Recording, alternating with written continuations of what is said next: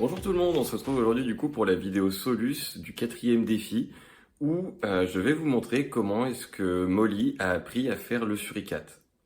Alors dans un premier temps, ce que je vais vous inviter à faire, ça va être de mettre votre chien dans les meilleures conditions de réussite possibles.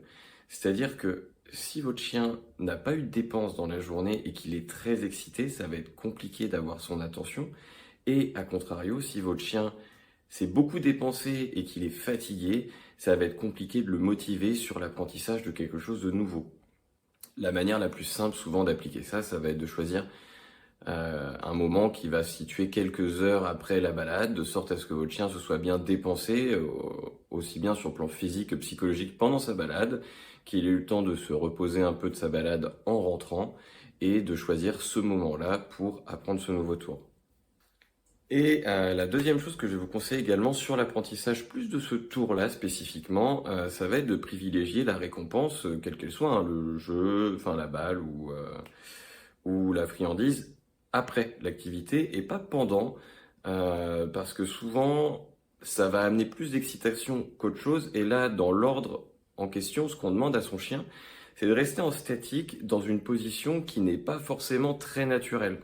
Donc quand on va être dans l'apprentissage, si cet apprentissage est perturbé par tous ces petits stimuli qui vont être le jouet ou la bouffe, on va souvent plus décrocher l'attention du chien vers le stimuli que vers ce qu'on essaye de lui apprendre.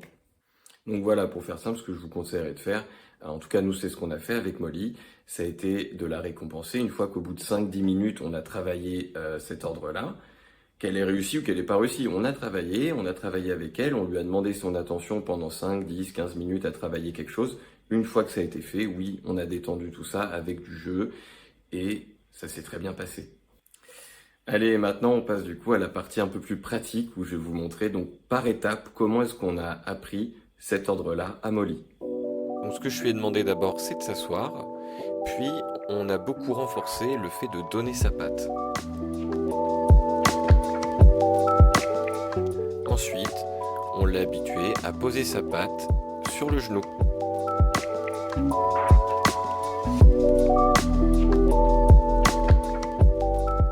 Après, on a commencé à lui demander non pas une, mais 2 pattes, de sorte à ce qu'elle commence à prendre la fameuse position du suricate.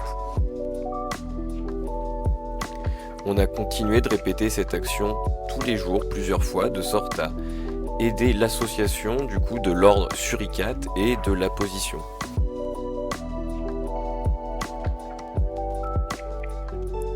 Puis après quelques jours de répétition, on a pu avoir un beau petit suricate. Dans les débuts, ce que je vous conseille, c'est de rester proche de votre chien pour qu'il ait dans tous les cas un support pour pousser ou pour se reposer sur vos genoux.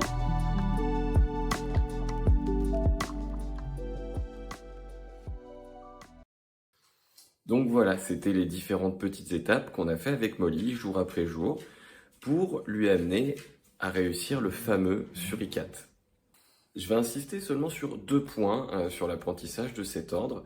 C'est premièrement que la méthode là que je viens de vous montrer, elle a fonctionné pour le coup avec Molly parce que cette façon de faire a l'air du coup de s'adapter plutôt à son tempérament et à son caractère, mais c'est pas dit que ça fonctionne avec tous les chiens du monde, donc vos chiens forcément. Ça va être à vous aussi des fois d'adapter certaines parties, certaines étapes pour que ça s'adapte le mieux possible à votre chien et à son caractère. Et le deuxième point qui est très important, c'est que cet ordre-là, c'est un mélange de statique et à la fois d'une position qui n'est pas forcément très naturelle chez le chien, donc quelque chose qui est quand même assez compliqué. Donc prenez bien ça en considération et soyez patient et indulgent avec votre chien parce que c'est vraiment quelque chose qui n'est pas simple. Sur ce, je vous souhaite un excellent week-end et un bon 14 juillet et on se donne rendez-vous dans 15 jours pour le prochain défi de Molly.